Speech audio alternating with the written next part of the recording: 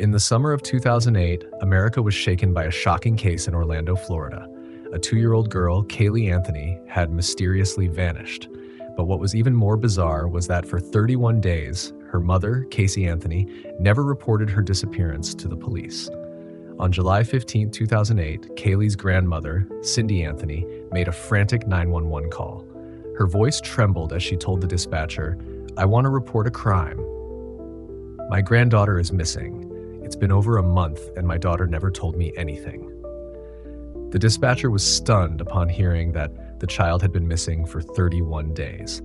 But the biggest shock came when Cindy added, "And her car smells like there's been a dead body in it." Immediately, Orlando police launched an investigation. A missing child, a mother who stayed silent for an entire month, and a mysterious foul odor in the car. These were all signs that this case was far from ordinary. When officers arrived at the Anthony family home, Caylee Anthony, the 22-year-old mother, showed no signs of panic or grief. She didn't shed a single tear, nor did she express any concern. When asked about her daughter, Caylee simply stated that Caylee had been kidnapped by a babysitter named Zenaida Gonzalez.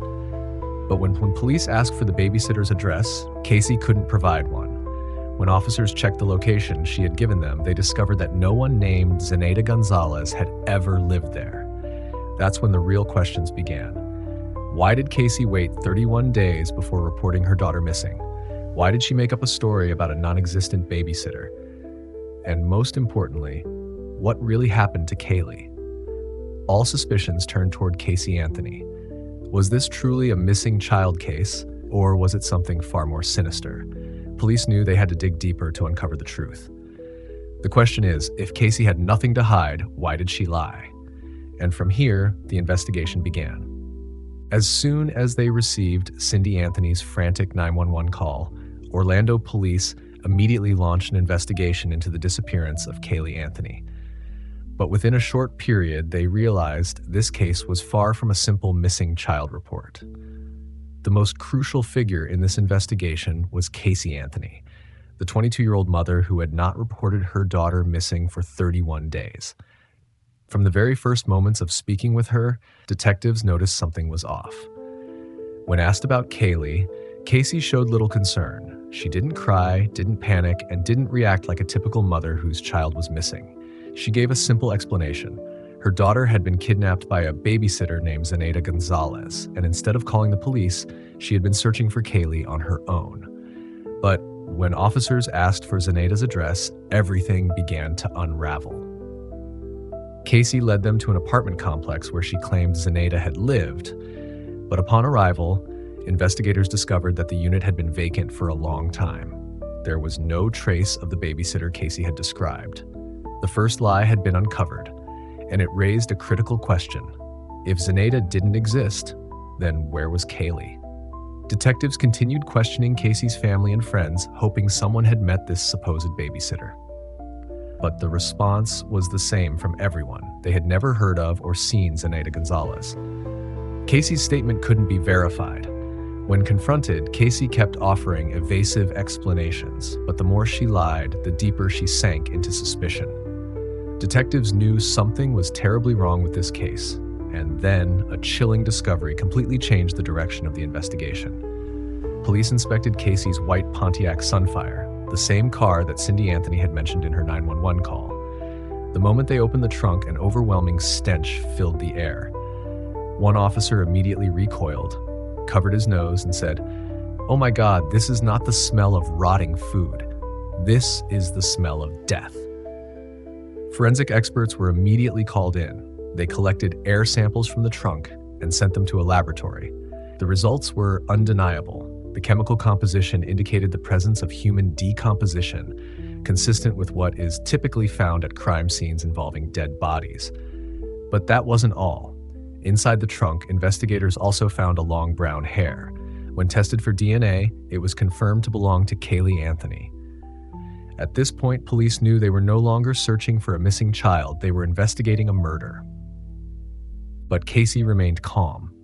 When questioned about the car and the foul odor inside, she dismissed it, claiming it was just the smell of trash she had forgotten in the trunk for several days.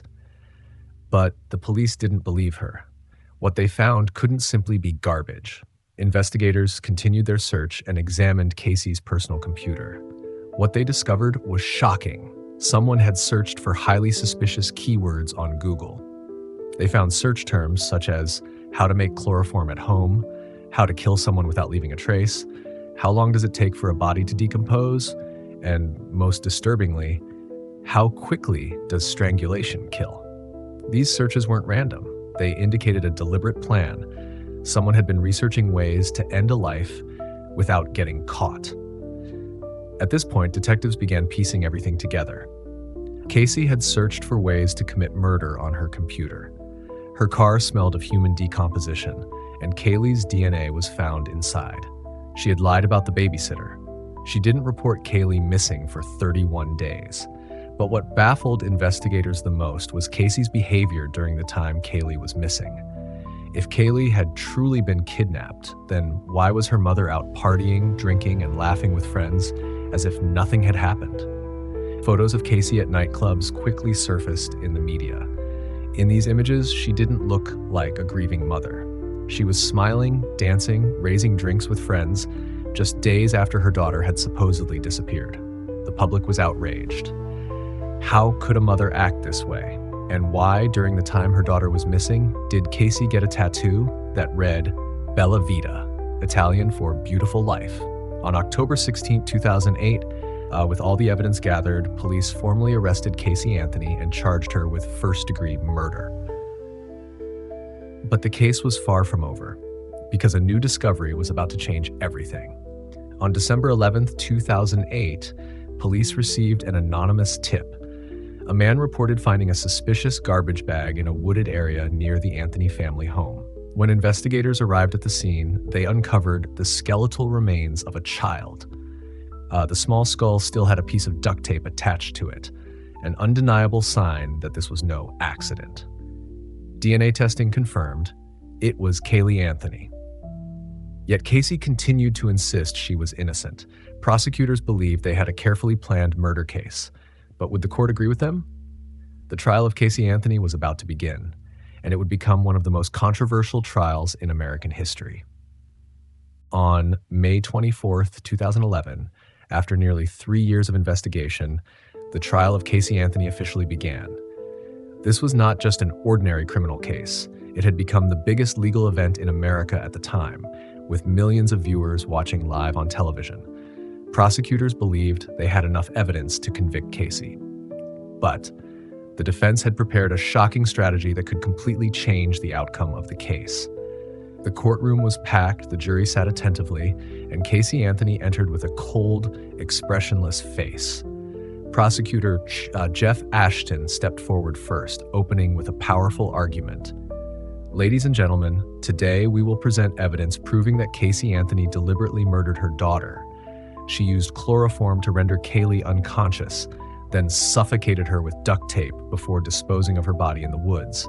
The prosecutor pointed to images of duct tape found on Caylee's skull, emphasizing that Casey had intentionally cut off her daughter's air supply.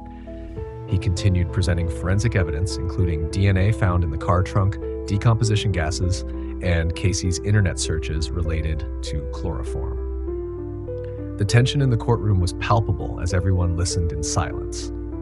Jeff Ashton concluded, "No mother goes out partying when her child is missing. No mother lies for 31 days. And no mother searches for ways to kill someone on her computer unless she has something to hide." But when it was time for the defense attorney, Jose Baez, to speak, he presented a shocking defense that stunned the entire courtroom. Caylee was not murdered. She drowned in the family's swimming pool, and Casey panicked. Her father, George Anthony, helped her cover up Caylee's death. The courtroom erupted. Baez argued that this was not a murder case, but a tragic accident, and that out of fear and panic, Casey never reported it. He also claimed that George Anthony had sexually abused Casey as a child, which allegedly caused her to develop a pattern of lying as a psychological defense mechanism. The prosecution vehemently objected, stating that there was no evidence Caylee had drowned and that Casey had fabricated this story to escape punishment. But the defense's strategy left the jury conflicted. Without direct proof that Casey had killed Caylee, they could not convict her. Over the following weeks, the trial continued with crucial testimonies, including those from Casey's parents, witnesses, and forensic experts. When George Anthony took the stand, Baez aggressively questioned him. "Did you help Casey dispose of Caylee's body?" George denied it completely, but the tension in the courtroom escalated. After 6 weeks of trial, on July 5th, 2011, the jury entered deliberations. In just 10 hours, they reached a verdict that sent shockwaves across America. As the judge entered the courtroom, the atmosphere was unbearably tense. Then he read the verdict. Caylee Anthony, not guilty of first-degree murder. The courtroom fell silent for a few seconds before exploding in outrage. The prosecution was in shock. Crowds outside screamed in protest, and some even broke down in tears, furious at the decision. Caylee Anthony was convicted only of obstructing an investigation, receiving a light sentence.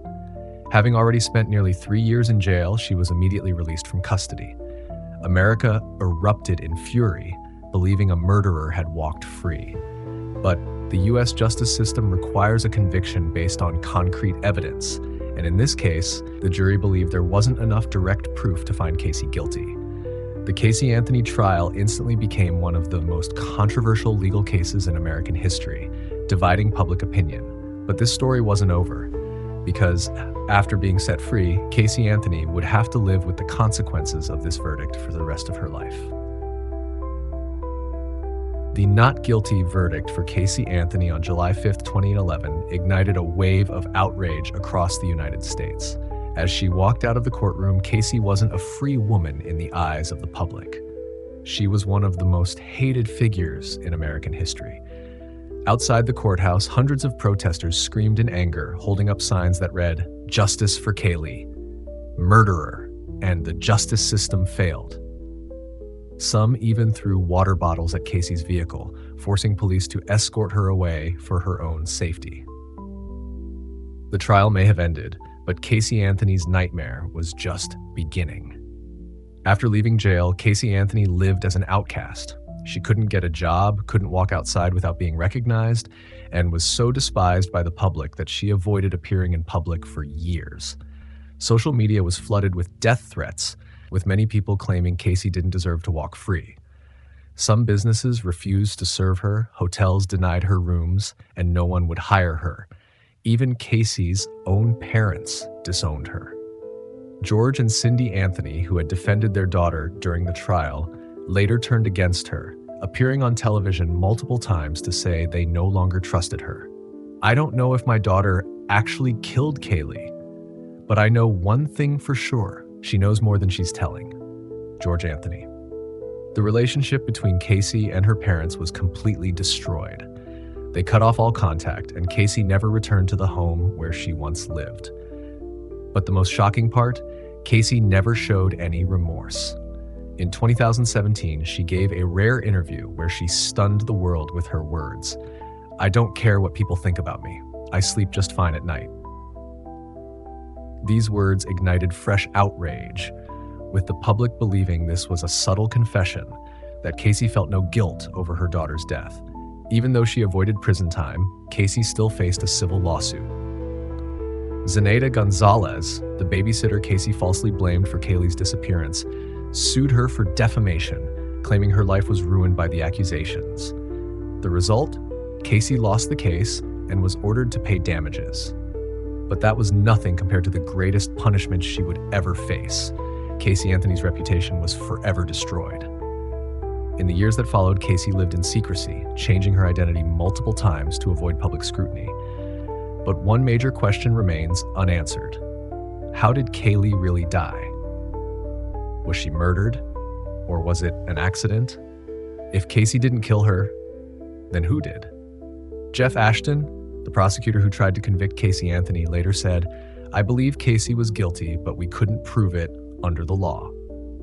But Jose Baez, the defense attorney who secured Casey's acquittal, countered, "There was no evidence Casey killed her daughter. People hate her, but hate doesn't mean guilt." The Caylee Anthony case remains one of the greatest unsolved mysteries in American history. Guilty or not, Caylee Anthony will always be remembered as America's most hated mother. What do you think? Did Casey Anthony truly get away with murder, or was she wrongfully accused?